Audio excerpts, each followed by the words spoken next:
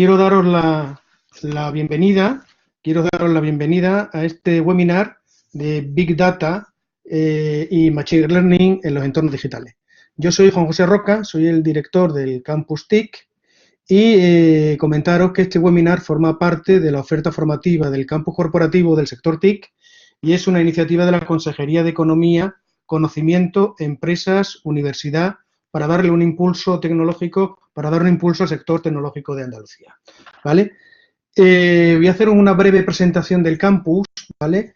Que la presente, orientado a que la presente acción formativa se enmarca dentro de la actividad que lleva a cabo el campus corporativo del sector TIC, que es una iniciativa puesta en marcha por la Consejería de Economía, Conocimiento, Empresa y Universidad de la Junta de Andalucía, cuyo objetivo es mejorar las capacidades y las competencias de los hombres y mujeres y profesionales del sector TIC andaluz.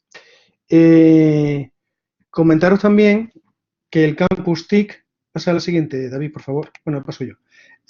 Comentaros que también dentro de este modelo formativo se basa en una serie de escuelas de especialización en la que hemos prestado mensualmente, vamos haciendo diferentes acciones formativas que son sin coste para las empresas y son tanto en variables presenciales, online o en blended, ¿vale? De modo que se han definido unas 5 escuelas con una sexta escuela prácticamente transversal, donde encontramos la escuela de dirección, la escuela de management e internacionalización, la escuela de marketing y ventas, la escuela de tecnología, la escuela de aspectos legales y normativos, así como esa escuela transversal que os comentaba de las habilidades profesionales, ¿no?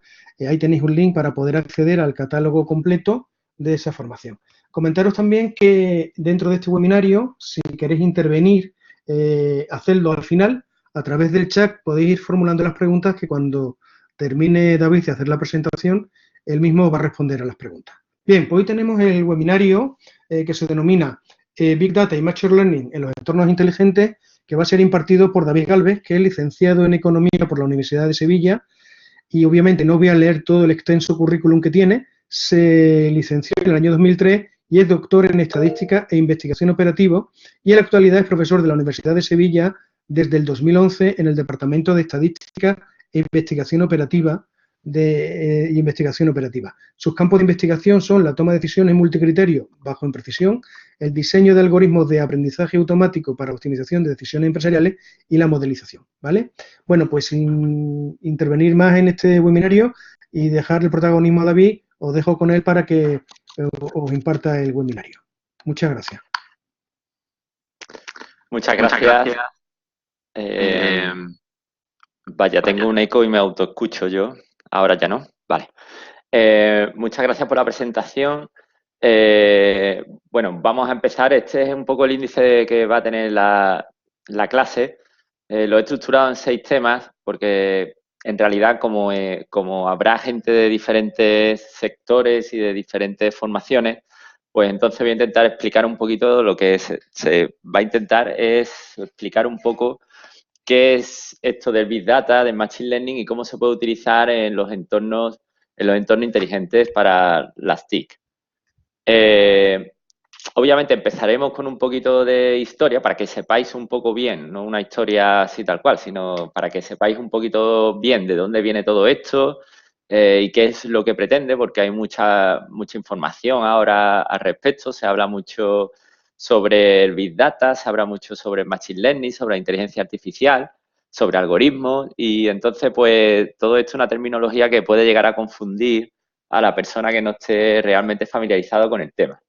Entonces, lo que vamos a intentar en un principio es aclarar un poco qué son estos conceptos, qué es lo que pretende, cuáles son sus objetivos, y después vamos a intentar profundizar un poquito más. Voy a intentar, obviamente, obviar toda la terminología demasiado científica, voy a obviar, obviamente, todo lo que tenga que ver con matemáticas o estadística o incluso informática, pero sí que lo que quiero es que tengáis una visión global de este tema y entender un poco cuando se habla sobre ello y cómo podemos utilizarlo, dónde empezar para poderlo utilizar en nuestros entornos, ¿vale?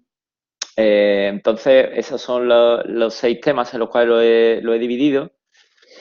como veis, un poco los tres primeros son definitorios, intentamos un poco aclarar qué es toda esta marabunta, como he dicho, y después ya empezamos un poquito a indagar y ver, a intentar familiarizarnos un poquito más con las diferentes técnicas, ver qué es lo que hacen y qué es lo que puedan hacer estas herramientas por nosotros, ¿vale? Eh, Como digo, empezamos un poquito para intentar situarnos, ¿no? ¿Qué es lo que pretendemos? Bien, la estadística, en principio, nació por por la propia necesidad que tiene el ser humano de tomar decisiones basándose en algún criterio, digamos, lo más objetivo posible. Claro, digamos que antiguamente, pues, siempre se tomaban decisiones pensando en, digamos, sin tener en cuenta datos, ¿no? Los métodos de recolecciones de datos eran bastante arcaicos. Entonces, como mucho, cuando empezaron a surgir los escribas en Egipto y todo esto, pues empezaban a llevar una contabilidad de, digamos, de la producción, el número de personas que residían en diferentes sitios.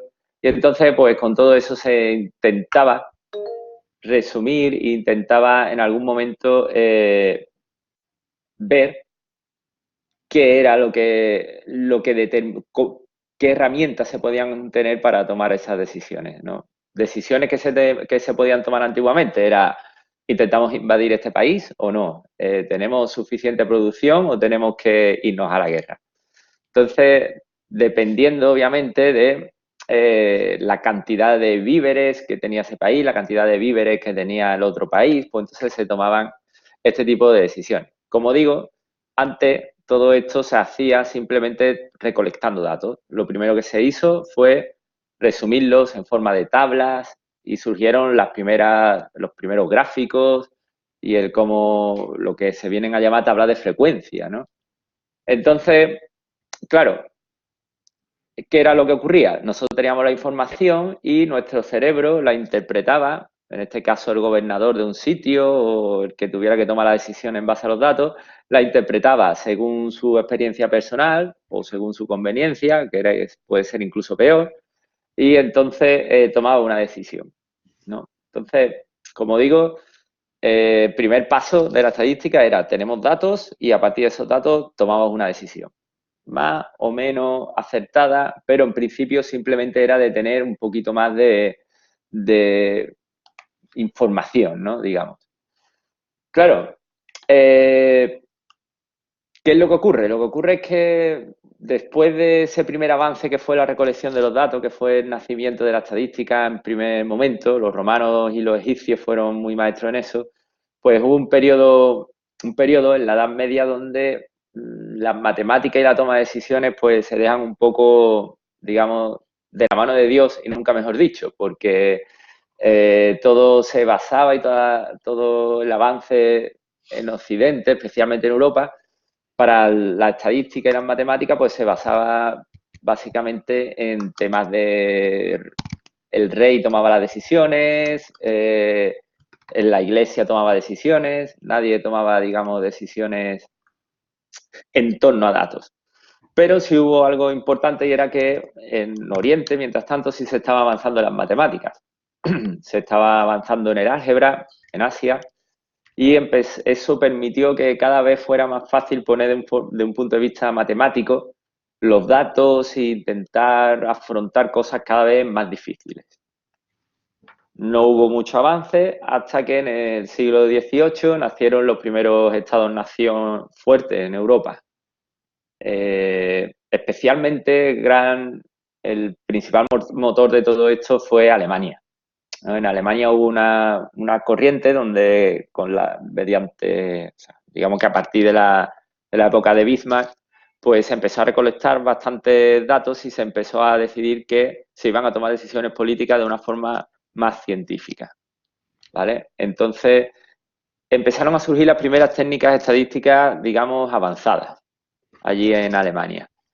Se empezaron a estudiar si existían relaciones entre las diferentes variables, se empezaron a estudiar si había alguna variable que causaba un efecto en otra variable y empezaron de ese modo a empezar a tomarse las decisiones de una forma, digamos, un poco más basada en esas herramientas. Supongo que todos habréis escuchado hablar alguna vez de lo que es la correlación de variables, ¿vale? Entonces, en esos momentos se empiezan a estudiar este tipo de cosas y entonces se ve que dice, bueno, es que esta variable y esta otra variable están relacionadas o están correlacionadas de alguna manera. Entonces, ¿qué ocurre si yo altero esta variable? ¿Influirá en la otra? Es decir, por ejemplo, una correlación muy fácil entre dos variables es lo que puede haber entre el peso y la altura, ¿no? Por ejemplo, mientras más alto, más se pesa. O llevado al campo de la política, de las ciencias sociales o de la economía, para hacer más... eso, alguien ha movido la presentación, yo no he movido la presentación. Entonces, por ejemplo, se intentaba ver si tocando de alguna manera, si existía alguna relación entre los precios y si existía alguna relación entre los precios, por ejemplo, y la producción, pues se intentaba ver si cambiando un poco los precios o cambiando un poco la producción se podía afectar a esa otra variable, porque estaban relacionadas. ¿Vale? Entonces surgen los primeros estudios matemáticos, por primera vez matemáticamente se consiguen fórmulas y se consigue por primera vez ver la relación que existe entre dos variables. ¿Vale? Entonces, por primera vez se ve que dice, bueno, podemos utilizar las matemáticas para tomar decisiones, no solamente para tener un cuadrito de números, sino que podemos basarnos en ello. Por ejemplo, podemos ver si darle a la maquinita del dinero y producir más dinero nos va a repercutir en nuestro nivel de precio. Entonces, además sabemos un poco, si le doy a esa maquinita a hacer dinero, cuánto más va a subir los precios. Entonces, ya se empieza ahí a vislumbrar un poquito la importancia que tiene el estudio estadístico a la hora de ayudar a la toma de decisiones. Sin embargo, como digo, siempre, hasta este punto, es un ser humano y es el cerebro el que va tomando esas decisiones. Es decir, yo sé que existe una relación, por ejemplo, entre el dinero que hay en circulación y el nivel de precios. Vale, voy a tomar una decisión sabiendo que existe ese tipo de relaciones. ¿De acuerdo? Es decir, hasta ahora lo que estamos es utilizando herramientas, pero siempre se tiene, digamos, la decisión al final en un ser humano. Sin embargo, todo esto suena bien, pero tenemos una limitación. La limitación es básicamente los datos. Como digo, nuestro cerebro toma decisiones basándose en datos. Parece que no, pero es así. ¿En qué datos nos basamos? En lo que recibimos de nuestros sentidos. Nuestro cerebro toma decisiones en función de todas las experiencias que llevamos acumuladas. Así que los datos que obtenemos estadísticamente simplemente en principio lo único que hacen es compensar un poquito la carencia o las cosas que no podemos ver o no podemos procesar de una forma tan fácilmente, pero después cuando tomamos una decisión lo hacemos en base a nuestra experiencia y a todo lo que hemos ido recibiendo durante nuestra vida. Entonces, claro, yo sé que existen relaciones entre dos variables, pero, o por ejemplo, puedo saber que existen diferentes tipos de relaciones, pero lo que queremos en última instancia es tomar las decisiones lo más acertadas posible. ¿Cómo vamos a tomar las decisiones lo más acertadas posible? Teniendo la máxima cantidad de información posible y utilizando las técnicas más avanzadas para poder procesar esa información de la que disponemos. Entonces, se siguen desarrollando mejores técnicas, aparecen ya las regresiones, aparecen los clústeres y conseguimos ser capaces de afrontar decisiones cada vez más difíciles. Es decir, se utiliza análisis estadístico y análisis matemático para tomar decisiones cada vez más chungas. Digamos que un gran avance de esto fue la Segunda Guerra Mundial. Durante la Segunda Guerra Mundial se tomaron muchas decisiones de tipo militar basándose en datos y se tomaron de una forma totalmente objetiva. Es decir, por ejemplo, hay un método estadístico que se llama el AHP, que es para toma de decisiones jerárquicas, que decidió dónde localizar submarinos de los aliados en un momento determinado. ¿Y por qué se pretendía todo eso? Se pretendía utilizar algoritmos matemáticos para que el cerebro humano no interviniera aquí por sus experiencias previas.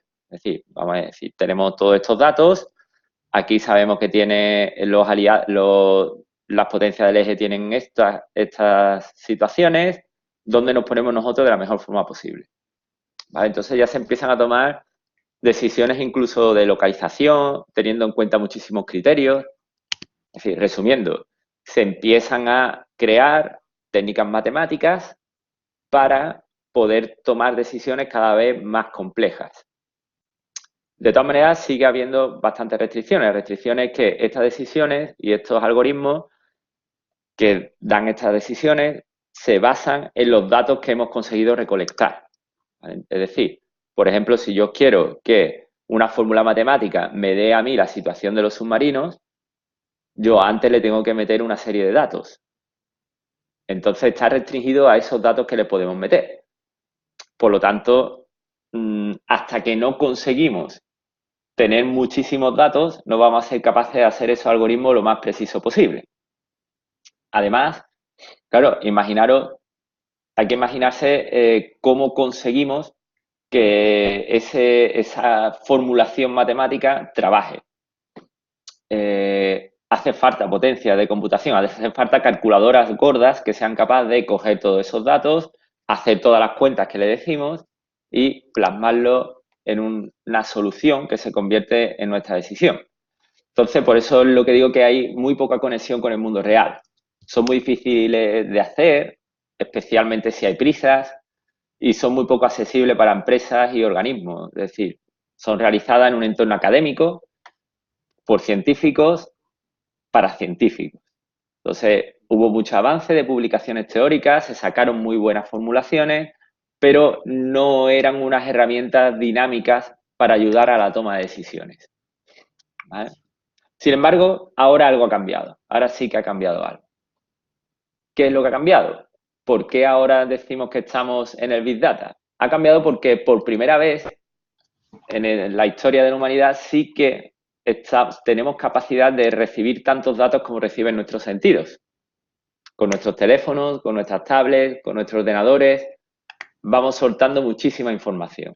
Vamos soltando información sobre nuestros gustos, sobre nuestras preferencias, sobre nuestros nombres, sobre nuestras finanzas, sobre nuestros amigos, sobre todo. Y por primera vez también se dispone de una tecnología capaz de almacenar todos esos datos y capaz de operar con ellos.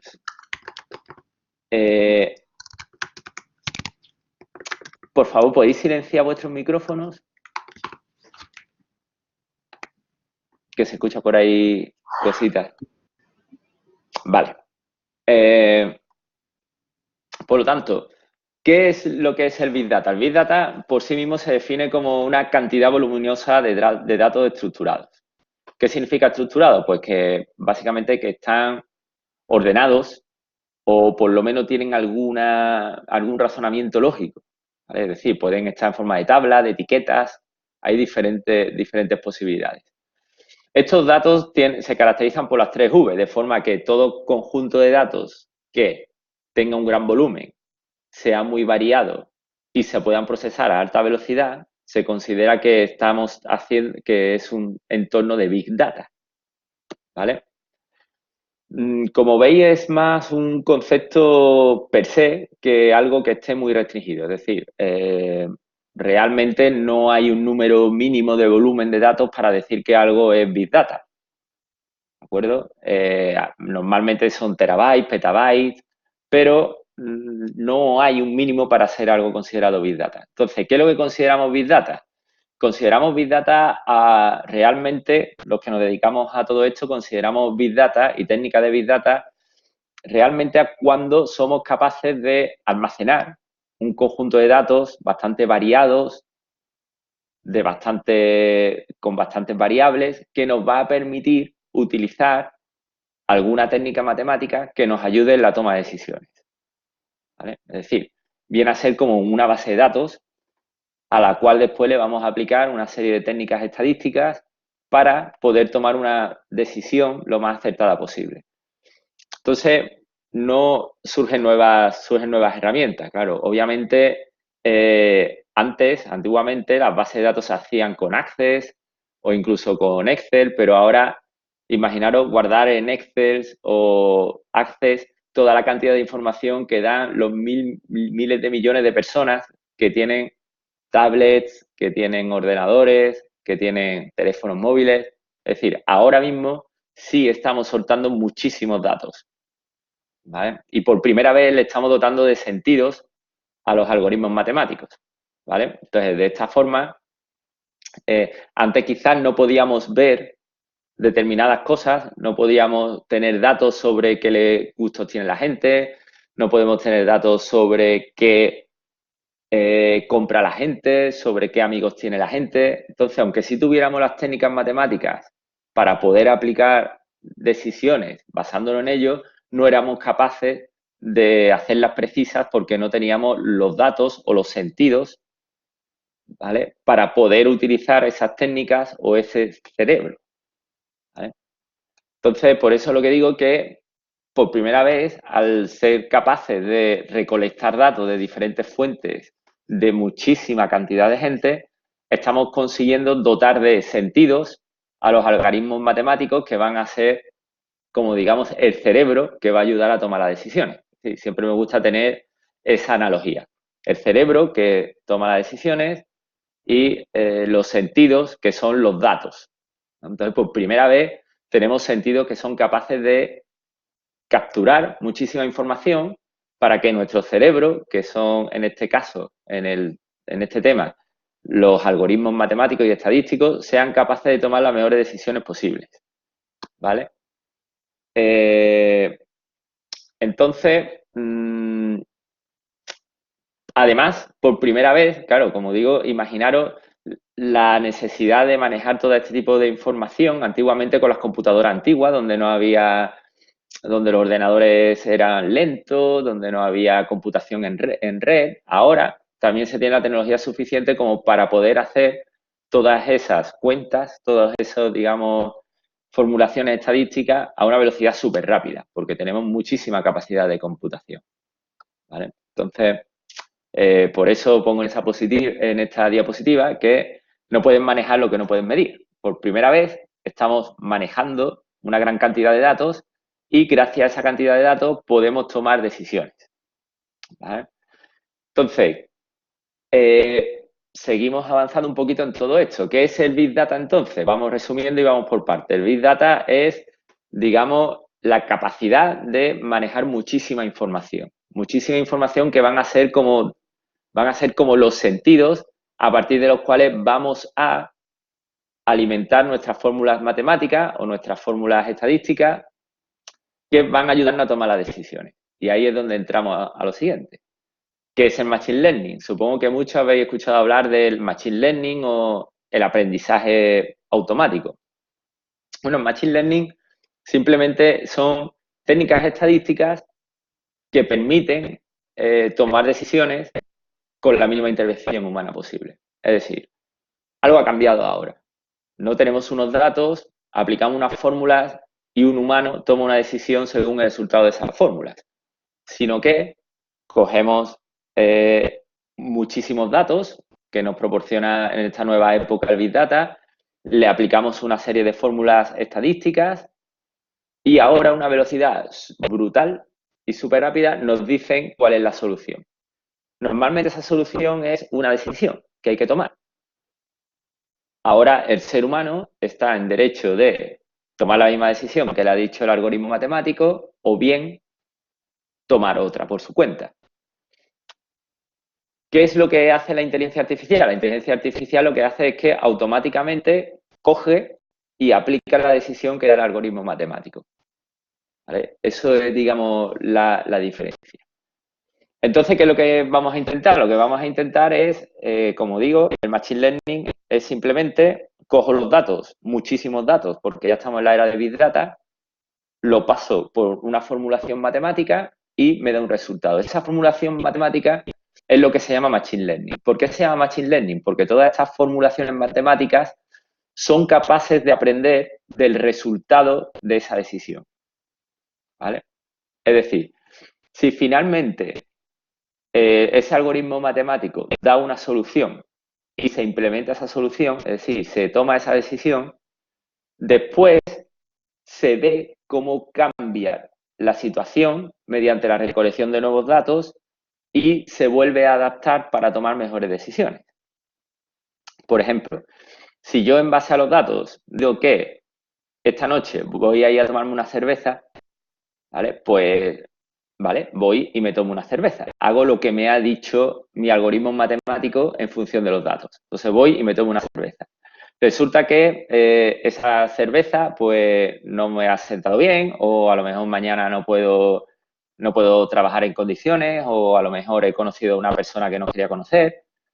Entonces, ¿qué es lo que hago? Al día siguiente, cuando voy a tomar de nuevo la decisión de ¿me voy a tomar una cerveza o no?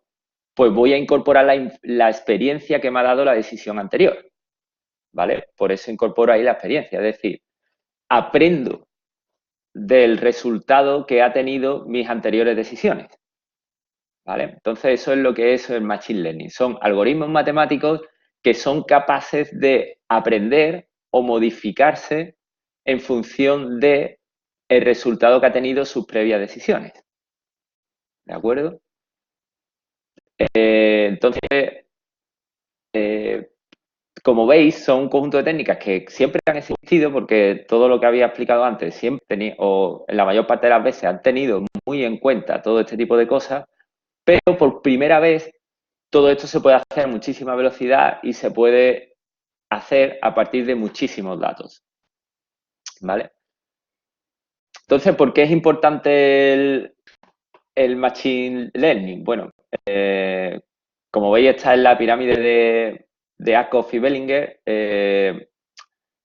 Se trata de intentar incorporar sabiduría a partir de la experiencia, ¿vale? Entonces, si os fijáis, en la parte inferior de la pirámide vamos hacia la toma de decisiones insensatas. ¿Por qué? Porque nos faltan datos, porque nos faltan desinformación, porque tenemos ignorancia y hacia arriba vamos tomando decisiones sabias, porque son basadas en datos que nos están proporcionando información y la información es conocimiento. Por lo tanto, con ese conocimiento vamos cada vez tomando decisiones cada vez más sabias. ¿De acuerdo? Entonces, ¿qué es lo que estamos haciendo con el Machine Learning? De nuevo, el Machine Learning son técnicas estadísticas que lo que hacen es que cogen muchísimos datos y te dan una solución. Esa solución ayuda a una toma de decisión. Ahora, si tú aplicas esa solución, se produce un resultado.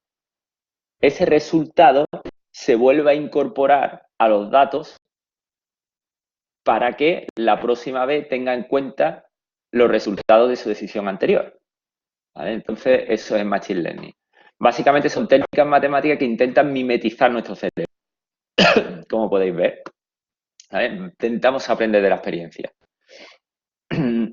Ahora ya metiéndonos un poquito más en lo más técnico, supongo que habréis escuchado muchísimo sobre diferentes, o a lo mejor algunas veces, dependiendo de vuestros trabajos, en las diferentes técnicas de Machine Learning.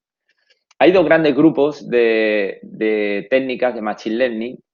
Técnicas de Machine Learning y algoritmos son, digamos, sinónimos, ¿vale? Entonces, por un lado, según su naturaleza, tenemos dos tipos, no supervisados y supervisados. ¿En qué se diferencia?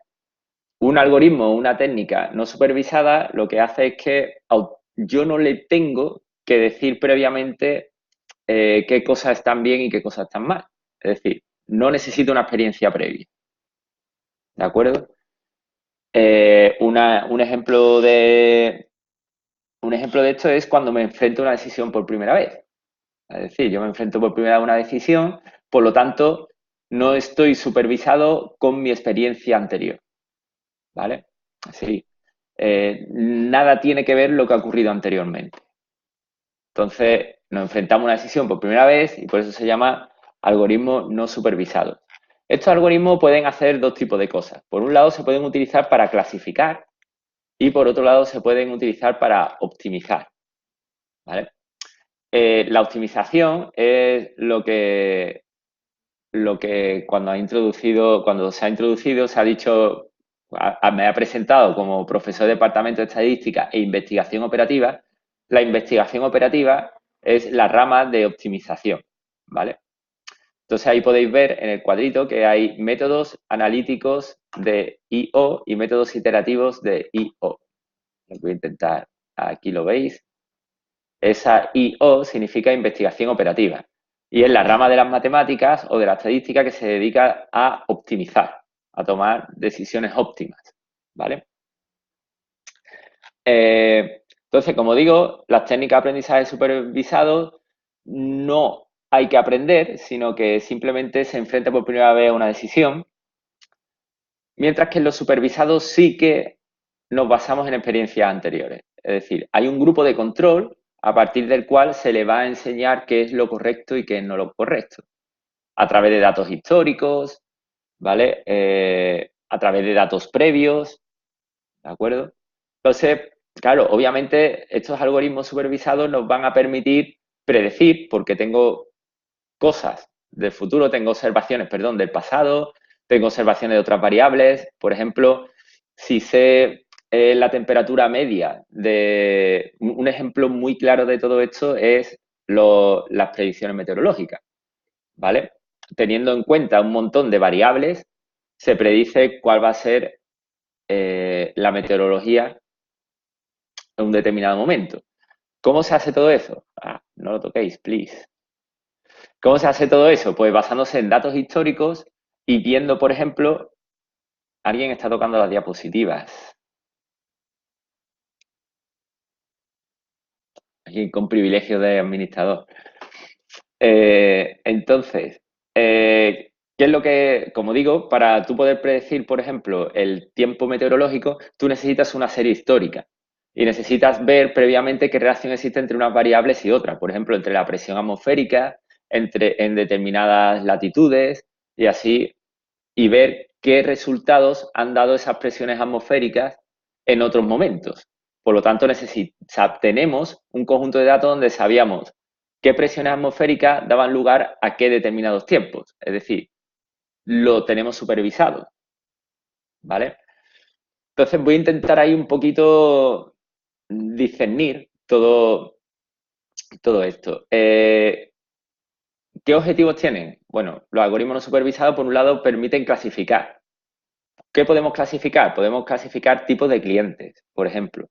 Podemos clasificar proyectos según determinadas variables. Es decir, quiero clasificar proyectos o clientes según facturación, según, por ejemplo, localización, según especialización. Podemos elegir diferentes variables e intentar agrupar observaciones o individuos o proyectos o lo que queramos hacer en en diferentes grupos que tienen características comunes y por lo tanto pueden ser tratados de la misma manera, ¿vale? Eso también sirve también para detectar anomalías, es decir, cosas que son inclasificables se pueden decir que son anómalas, ¿vale? Y después también tenemos dentro de los no supervisados tenemos la optimización que, como digo, pues por ejemplo queremos optimizar nuestras exportaciones. Pues entonces a partir de métodos analíticos sacamos función de exportaciones, restricciones y bueno, se pueden tomar ese tipo de decisiones. ¿Qué pueden hacer los algoritmos supervisados? Pueden clasificar mediante lo que se llaman análisis de componentes principales. ¿Vale? Pueden clasificar variables de forma que pueden determinar qué características influyen más o menos en una determinada cosa y cómo se pueden agrupar. Después pueden hacer regresiones, de forma que pueden inferir la probabilidad de que ocurra algo o no en función de diferentes variables. ¿Vale? Es decir, podemos ver qué probabilidad tiene de que un proyecto sea exitoso o no en función de determinadas variables. SVM significa Support Vector Machines. Lo que hace es que clasifica algo como sí o no, o perteneciente a un grupo o a otro, en función de diferentes variables. Por ejemplo, queremos determinar si una persona, en función de sus comentarios, es de una opción política u otra, ¿vale? Pues entonces muchas veces se utilizan estas técnicas de support vector machine o regresiones logísticas para determinar si pertenece a una opción política u otra. Se hacen las regresiones. ¿Qué hace una regresión? La regresión lo que hace es predecir el valor de una variable en función de otras. Es decir, si todo está yendo de una determinada manera, puedo intentar predecir cómo va a acabar otra cosa. Por ejemplo, si yo tengo yo tengo un determinado flujo de caja, tengo unos costes, estoy teniendo unos ingresos, estoy teniendo unas contrataciones, puedo predecir cuál va a ser quizás el resultado fiscal de mi ejercicio.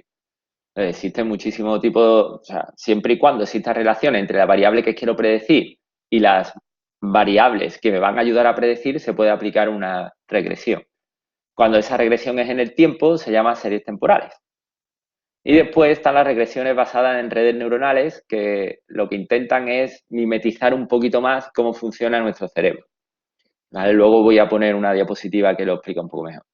Y después, por otro lado, también sirven para evaluar. ¿Cómo se evalúa? A través de test estadísticos. Pueden ser paramétricos o no paramétricos. Por ejemplo, nosotros queremos ver si realmente una afirmación como los hombres comen más calorías que las mujeres es correcta o no. Por lo tanto, puedo evaluar esa hipótesis a partir de contrastes de hipótesis, ¿vale? O test paramétricos. ¿De acuerdo? Así, puedo ver también si realmente la renta media de Sevilla es mayor que la renta media de Córdoba. Entonces, ¿cómo evalúo yo esa afirmación? A través de estos tests. ¿De acuerdo? Hay diferentes tipos de test. Bien. Aquí os explico algunas técnicas un poco famosas, ¿vale? Estas primeras que veis aquí son las famosas redes neuronales. ¿Cómo se activa una red neuronal? La red neuronal intenta mimetizar el funcionamiento del cerebro. ¿Cómo funciona nuestro cerebro? Bien, esto ya entra un poco dentro de la neurociencia en vez de la estadística. El cerebro toma decisiones según deja pasar impulsos o no, ¿vale? Entonces, ¿qué es lo que hace? Que cuando aprendemos, el umbral que deja pasar un impulso eléctrico o no se va modificando. Entonces, eso es lo que hacen las redes neuronales. Van llevando una decisión, por ejemplo, ocurren determinadas circunstancias aquí, ¿vale? Y ahora, dependiendo de si cumplen ciertas características, empiezan a abrirse o no el camino entre unas neuronas y otras, de forma que al final llega a una decisión. Es un poquito complicado de explicar aquí, pero bueno, funciona así, ¿no? Intenta utilizar un poco digamos, la forma de funcionar del cerebro. Este que veis aquí es un support vector machine. Como veis, clasifica puntos en un lado o en otro, bien utilizando una línea recta, bien utilizando, en este caso, una función no recta, ¿vale? De forma que yo tengo una nueva observación, de esta forma yo cojo y digo, vale, digamos que según mis cálculos, esta gente están aquí porque tienen unas determinadas características y esta gente están aquí porque tienen otras determinadas características. Entra alguien nuevo. ¿Qué características tiene? Unas características determinadas. ¿Pertenece a este grupo o pertenece a este grupo? ¿Vale? Después están las técnicas de clúster, que lo que hacen es aglomerar casos que son similares. Aquí tenéis una. A ver si soy capaz de... ¿Vale? Esta se llama DBScan. Entonces, es una técnica que lo que hace es que pone en un plano observaciones o las cosas que queremos clasificar. Imaginaros que queremos clasificar personas o casos o administraciones, ¿vale? Y entonces, este caso estamos utilizando 2 dimensiones, pero realmente puede utilizar muchas. ¿Qué es lo que hace? Que en función de sus características la sitúa en un sitio.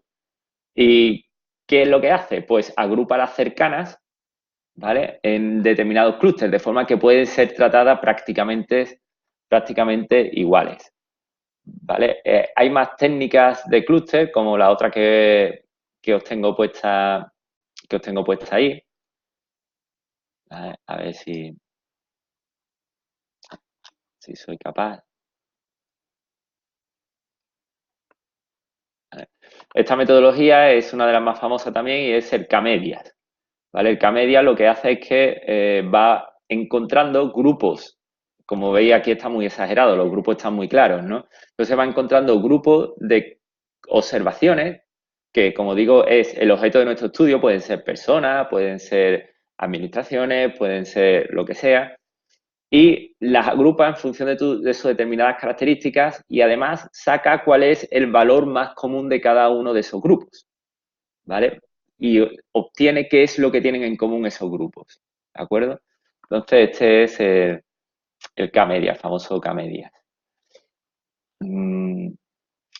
Son algunas de las técnicas para que os suene un poco si alguna vez leéis algo del estilo, ¿vale? Y claro, ahora llega la pregunta, ¿no? ¿Dónde está la inteligencia artificial? La inteligencia artificial es un paso más concreto, vale, un algoritmo de Machine Learning ha tomado una decisión, la vamos a hacer automáticamente, sin ninguna presencia humana, ¿vale? Es decir, la inteligencia artificial simplemente es la mecanización de hacer lo que el algoritmo matemático ha dicho, ¿vale? Entonces, claro, puede haber hay diferentes opciones, ¿no? Que utilizar un algoritmo para que decida sí, qué decisión va a tomar o simplemente tú puedes hacer una inteligencia artificial de si llaman a la puerta de mi casa, se abre. Entonces llega alguien, llama a la puerta de tu casa y automáticamente se abre. Ha tomado la decisión automáticamente de una inteligencia artificial, ¿vale? Pero sí que podemos determinar que si llaman a la puerta, pues ocurran un determinado número de cosas y operaciones que nos determinen si la puede abrir o no. Y se abra o no se abra automáticamente.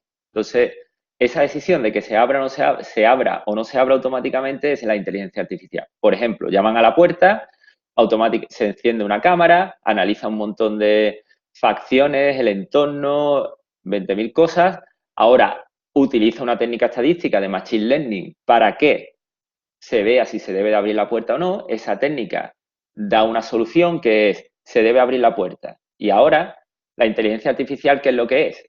La inteligencia artificial es digamos, la regla que dice, si el modelo matemático me dice abrir la puerta, yo abro la puerta, ¿vale? Entonces se abre la puerta. Es decir, ejecuta la acción automáticamente una vez que el algoritmo de Machine Learning le ha dado la solución, ¿vale? Entonces, eso es, digamos, lo que es la inteligencia artificial. También quizás habéis escuchado un poquito más qué es el Deep Learning, ¿no? El Deep Learning es un concepto que es un poquito más filosófico. Aquí voy a intentar no extenderme mucho porque es un poco difícil de explicar.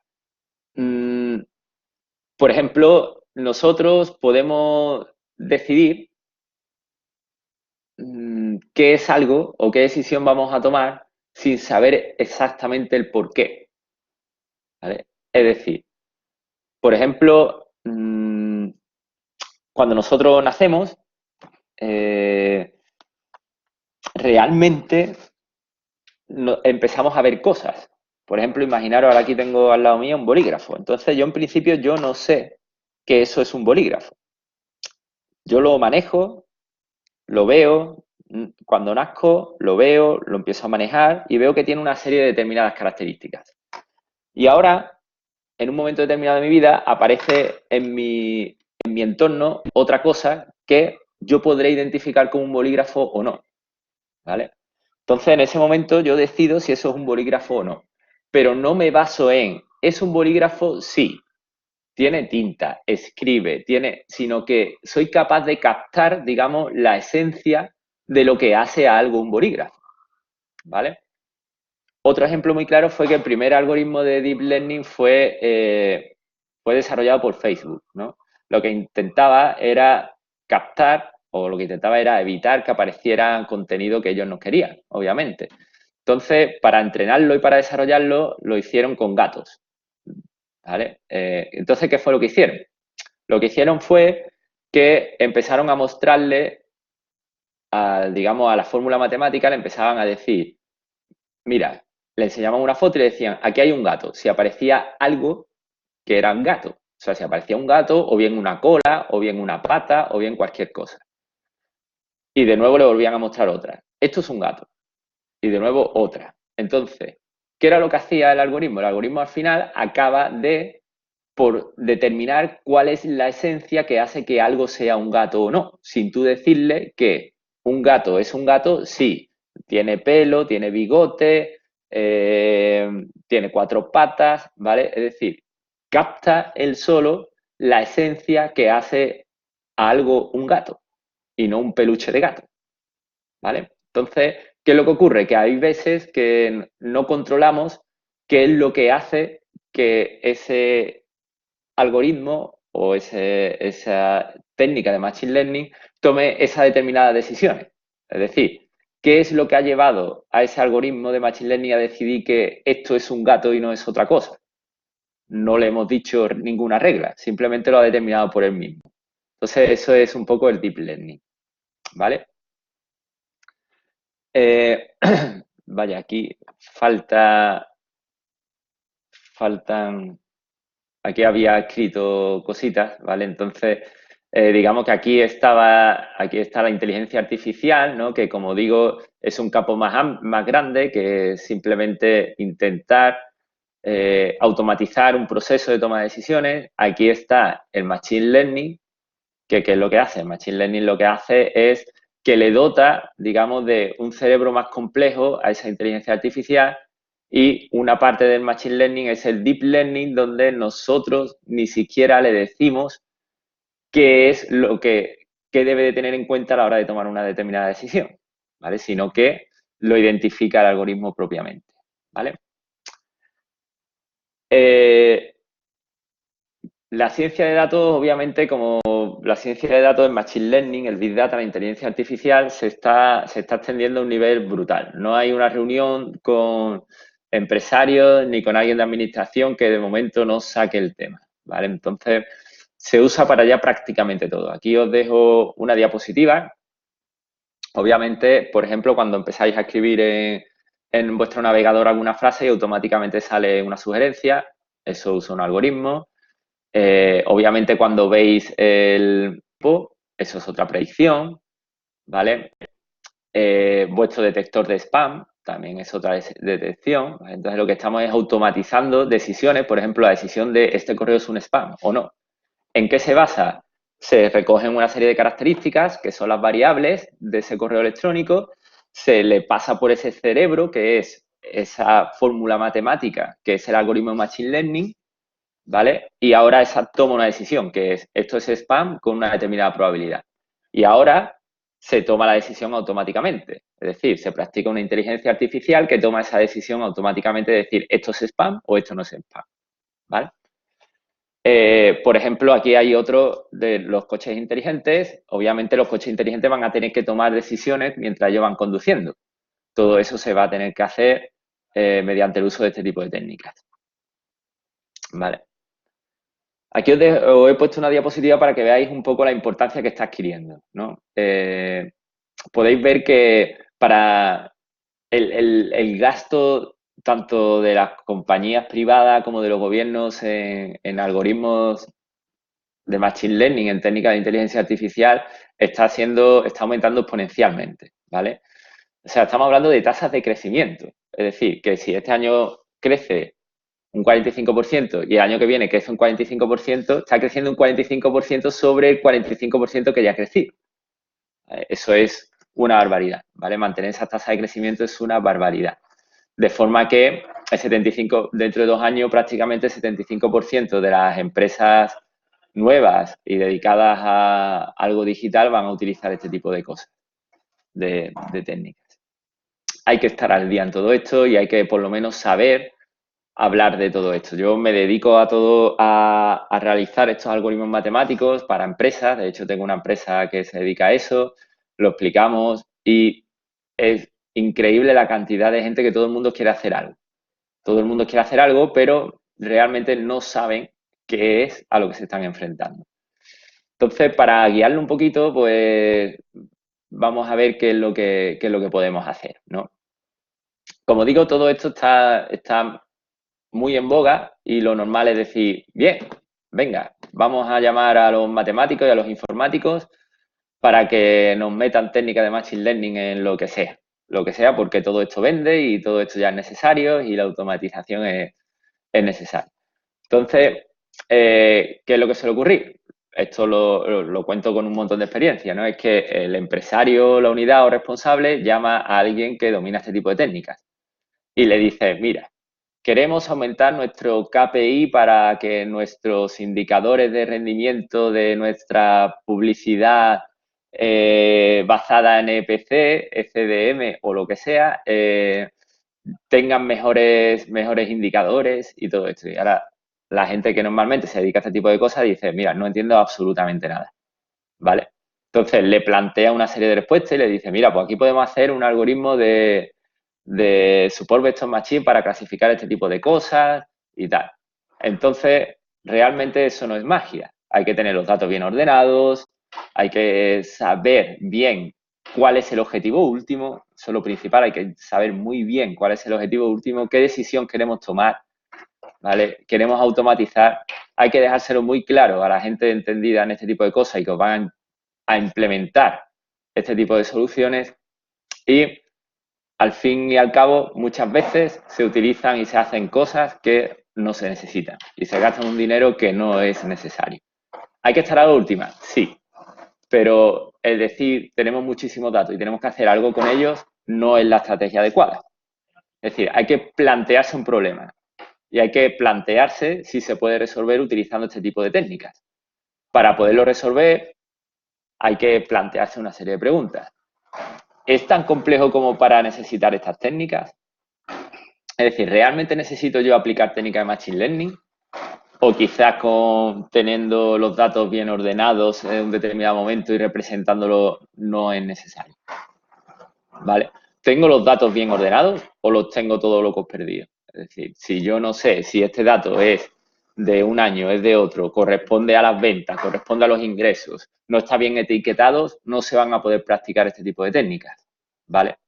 También hay que tener en cuenta que conforme vamos avanzando en el tiempo y vamos teniendo más datos, más precisas van a ser este tipo de técnicas. Eso se puede ver hoy en día bastante con las predicciones meteorológicas. Antes eran mucho menos exactas que ahora. Es decir, existe un margen de error y al principio ese margen de error es grande. ¿De acuerdo? Entonces, conforme avance en el tiempo irán siendo un poco mejor. Hay que tener paciencia. Pero una vez estoy cerrando la puerta. Ahí va. Y debe de haber comunicación. Debe de haber comunicación entre los responsables de la empresa y la gente que está implementando este tipo de medidas. Si no existe comunicación, no van a saber qué están haciendo ni por un lado ni por el otro. Es muy importante hablarse en un idioma lo más similar posible. Es decir, que el encargado de implementar estas técnicas no hable en un idioma demasiado complejo ni que los especialistas en un determinado sector tampoco. ¿Vale? Bien, voy a ir acabando ya lo más rápido posible para dejar turno para las preguntas. ¿Alguien ha quitado esto? Bien, entonces,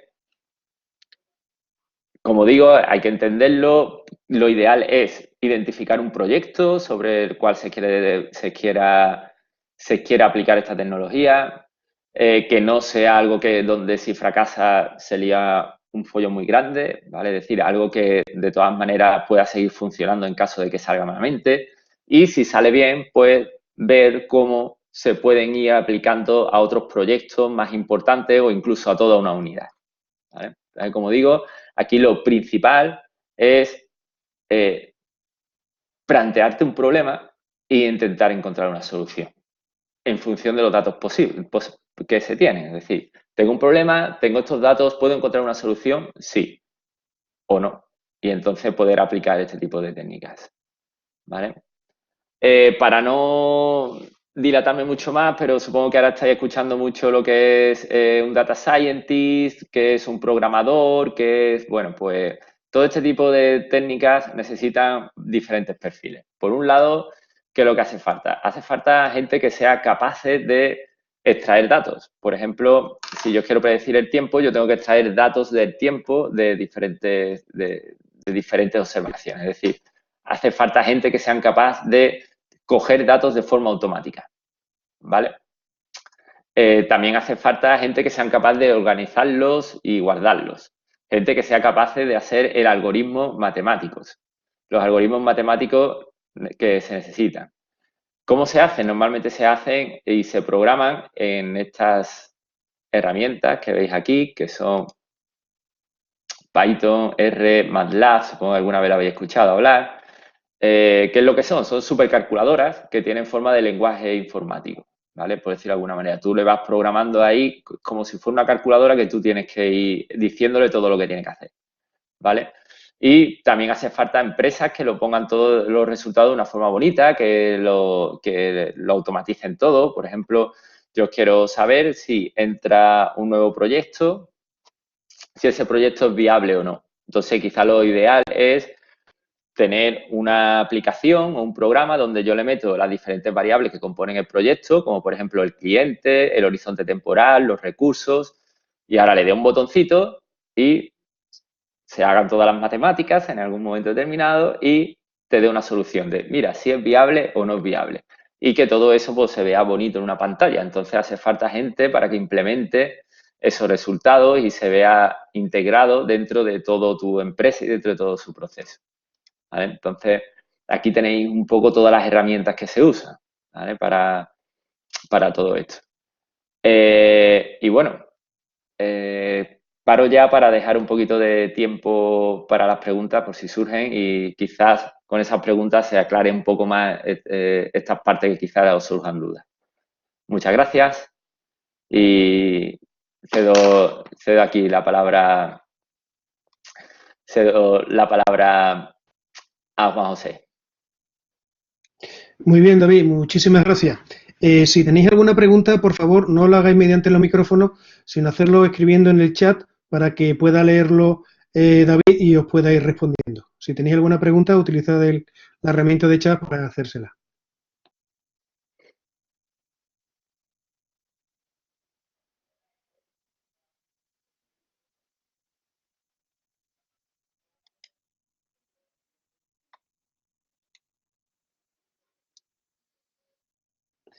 ¿No hay ninguna pregunta?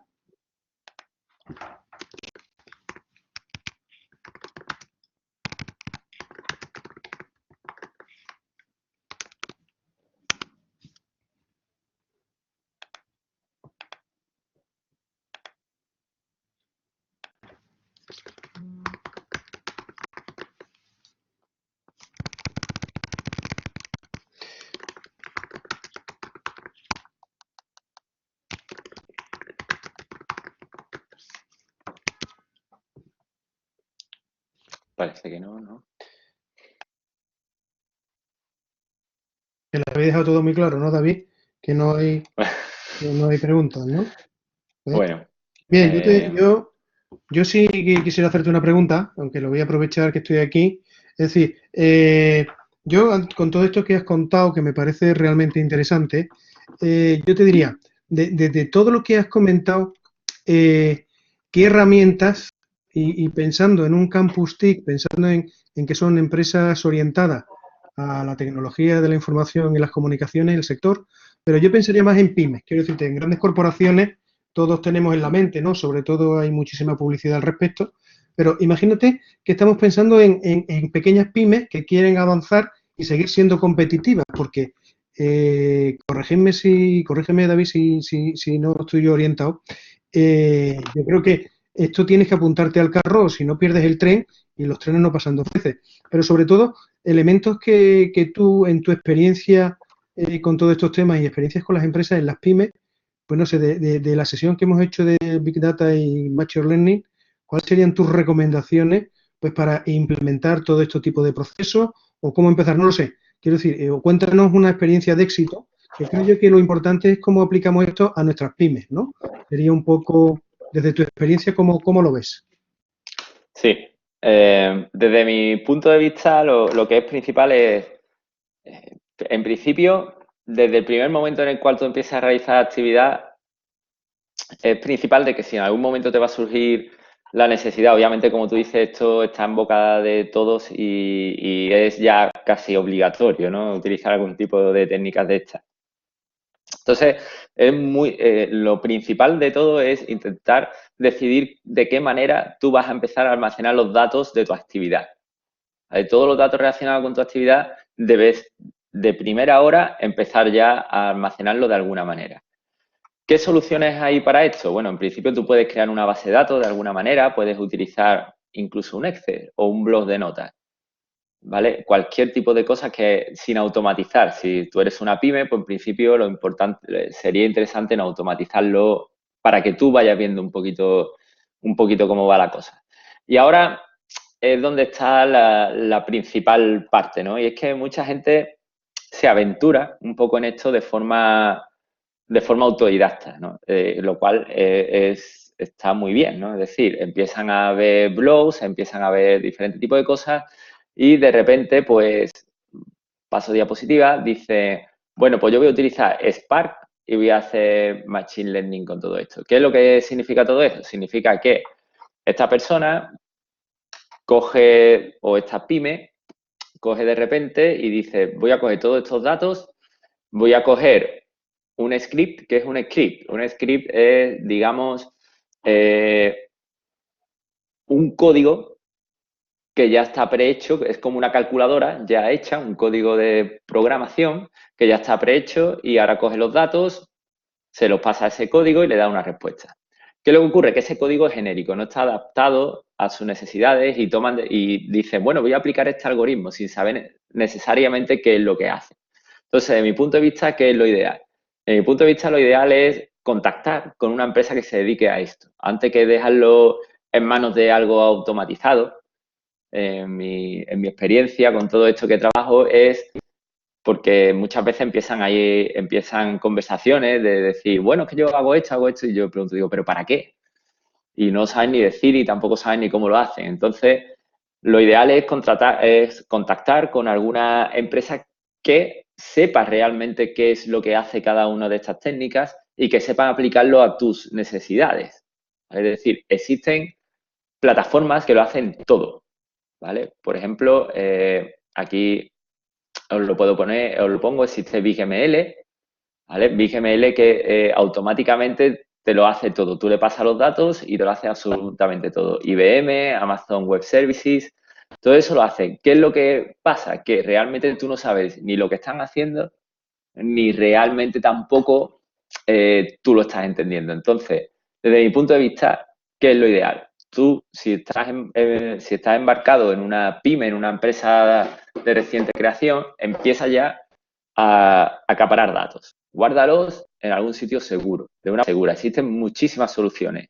Por ejemplo, en el cloud de Amazon, en cualquier lado. Empieza a guardar datos. Y cuando tú empieces a localizar, cuando se empieza a localizar qué cosas quieres tú mejorar, es decir, tú dices, vale, tengo muchísimos datos sobre quizás una empresa, por ejemplo, de pedidos de comida, de entrega de comida. Hicimos una vez un proyecto. Ellos querían predecir cuándo cuándo iban a surgir pedidos y dónde, ¿no? Entonces decía, bueno, que estamos ahí. Entonces, bueno, les dije, digo, mira, empezar a recolectar datos y cuando tengáis datos de un tiempo me avisáis. Así lo hicieron y entonces, ¿qué fue lo que hicimos? Lo que hicimos fue decir, mira, ¿cuál es vuestro problema exactamente? Mira, nuestro problema es tal. Y nosotros nos damos cuenta de que cuando llueve menos pedido, cuando hay partidos de fútbol, pues hay más. Y así un montón de variables, ¿no? Entonces dijimos, vale, pues necesitamos información de todo esto. Cogemos información de todo el tiempo, del clima, de los festivos y después, pues, tenemos bien localizada su problema y ahora diseñamos un algoritmo que es capaz de predecir realmente si va a surgir un pedido o no y en qué momento y qué probabilidades tiene y cuántos pedidos en un día. Entonces, como digo, lo ideal es no usarlo a lo loco, sino tú empiezas a guardar los datos si tú sabes que en un momento determinado pueden ser útiles y ahora decir, vale, ¿qué problema me ha surgido? Este.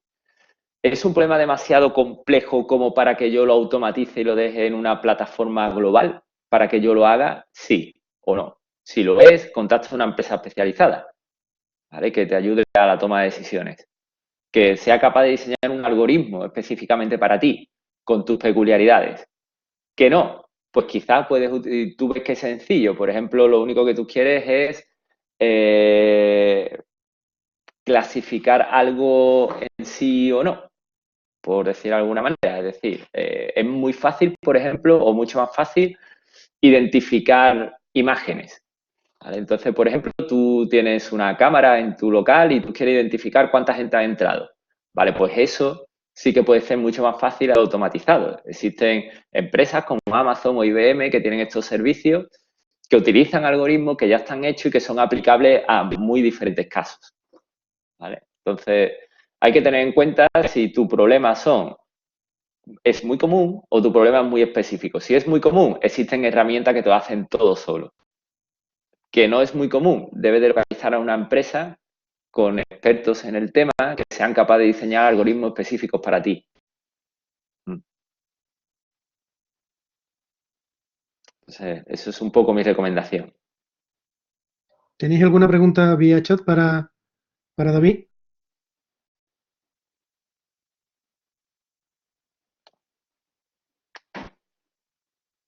Yo te he mandado por chat otra pregunta. Sí, Sí.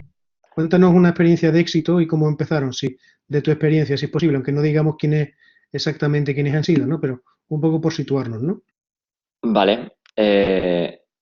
Bien, por ejemplo, todos vemos una experiencia de éxito que llevamos a cabo es que, por ejemplo, todos vemos cuando nos metemos en una página web o abrimos alguna aplicación, vemos que nos salen anuncios, ¿no? Normalmente esos anuncios están basados en nuestra experiencia de navegación, en nuestros intereses y todo este tipo de cosas. Entonces, bueno, normalmente, digamos que las páginas que hospedan esos anuncios cobran esos anuncios que están puestos. Y ese cobro de anuncios se realiza mediante, digamos, un sistema de subasta. Un sistema de subasta un poco peculiar. Digamos que es como un poco una bolsa, como un Wall Street, donde se puja por poner anuncios. Todo eso ocurre mientras carga la página, ¿vale? Entonces, normalmente, ¿qué es lo que ocurre? Que las empresas, digamos, las páginas web que hospedan estos anuncios no van directamente a ese Wall Street o bolsa de pujas donde se puja por los anuncios, sino que tienen agencias de publicidad que van allí. Bueno, pues un caso de éxito que tuvimos fue que una de estas agencias que representaban a páginas web en las cuales se ponían anuncios, querían intentar sacar el máximo beneficio posible de las subastas, ¿vale? Y una de las cosas que tenían que decidir para sacar el máximo beneficio posible de la subasta es cuál era el mínimo precio que deberían de poner para poner un anuncio en cada página web, ¿vale? Entonces, uno de los casos que tuvimos fue ¿no? Cogimos información sobre, digamos, todas las transacciones que hubo en los diferentes páginas web que ellos representaban. Veíamos todas las variables que teníamos, eran cuánta gente pujaba, qué precio realmente se pagaba, cuándo, qué hora del día, un montón de variables y diseñamos un algoritmo donde se preveía el precio óptimo al cual tú deberías de sacar a subasta la oportunidad de anunciarte en una página web. Y claro, todo eso específico para cada página web y para cada ubicación del anuncio. Entonces, eso es un caso de éxito que tuvimos, ¿vale? Ese es un ejemplo. Otro que hemos tenido es precisamente ¿no? De la predicción de número de pedidos para una empresa de logística, ¿vale? Y ahora estamos trabajando en bastantes más, ¿no? Nos estamos dedicando, son los dos, digamos, más sonados y uno con el que empezamos y otro el último y entre medio pues ha habido varios más. Pero bueno, para que veáis un poquito lo que se puede hacer.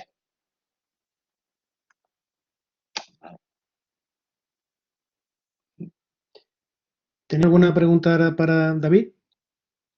A través del chat, por favor. Bueno, pues en vista de que no tenemos ninguna pregunta, supongo ¿Vale? que lo habrá explicado perfectamente y se habrá entendido perfectamente. Tenemos No que creo votar. porque es un tema un poquito peliagudo, pero bueno, quizá Bien, bien. también por eso. Muy bien. Bien, tenemos algunas preguntas. ¿Eh? Habrás visto, David. Sí, ¿es posible aplicar, por ejemplo, la verificación de piezas relativamente complejas? Verificación de piezas relativamente... ¿Qué piezas? ¿A qué te refieres? ¿Puedes concretar un poquito más? ¿Piezas de qué?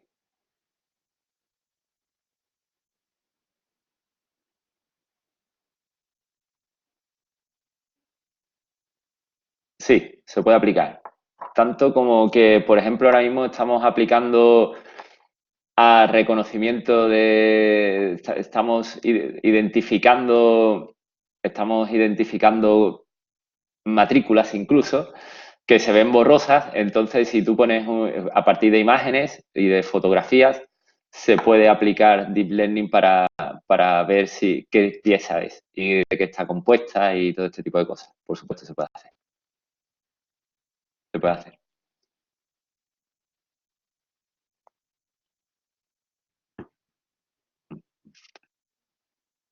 ¿Tenéis alguna pregunta? Bueno, entonces, David, ya has visto que no hay ninguna pregunta más, solo nos queda darte las gracias por el webinario, por Vale. la... Bueno, Dime, sí, si quieres hacer alguna... Alex está escribiendo por ahí, Ah, perdón. según veo. No sé si... Ah, bien, bien.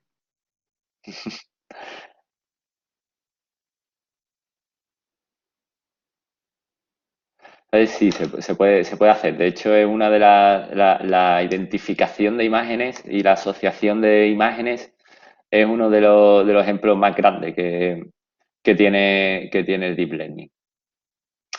El nivel de certeza del Deep Learning se puede confiar en él bastante dependiendo del entrenamiento que haya tenido. El Deep Learning sí que es algo que depende totalmente de la experiencia, ¿vale? Es decir, mientras más tiempo se lleve aplicando y más tiempo se lleve corrigiendo, mucho más certero va a ser. Entonces, si se dispone de un catálogo de información súper grande, de muchísimas piezas, donde le dicen esto es esto, esto no lo es, esto es esto, esto no lo es, y se entrena muy bien, el nivel de certeza es bastante grande. Es decir, para eso específicamente de identificación de piezas, yo confiaría bastante en los algoritmos de Deep Learning. Confiaría mucho. Es uno de los campos donde está más avanzado en la identificación de imágenes. ¿Vale?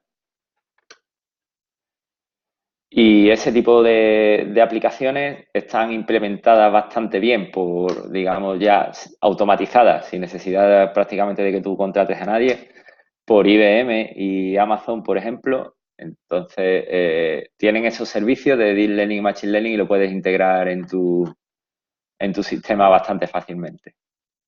¿Vale? Quizá tarde un tiempo, como digo, tiene que tardar un tiempo, hay que entrenarlo, pero una vez que lo entrenas es bastante fiable. Muy bien. Entonces se puede confiar en ese.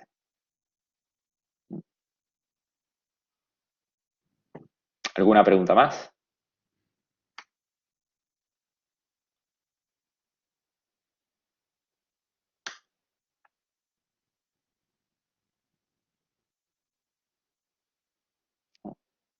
Parece que no, ¿no, Juan José? Parece que Alex está escribiendo. ¿Mm? A mí ahora no me sale que no. A mí Bien. me está diciendo que Alex está escribiendo, pero bueno, lo veremos en un momento y bueno, si no, simplemente, a ver,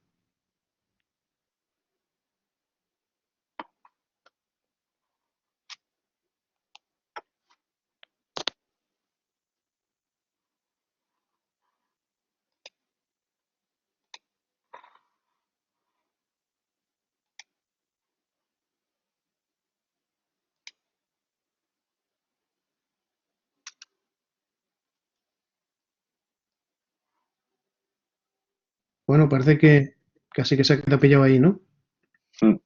A mí es que ya me sale que ha acabado de escribir, no lo sé ya. Eh, bueno, sin nada, si no hay más preguntas y no os animáis a preguntarle más cosas ahora a David, pues nada, darte las gracias por haber hablado de estos temas tan en candelero y que yo creo que son de máxima importancia para el sector TIC y para las empresas del sector, y sobre todo orientadas a la pyme, que muchas veces son las que más necesitadas de este tipo de acciones están.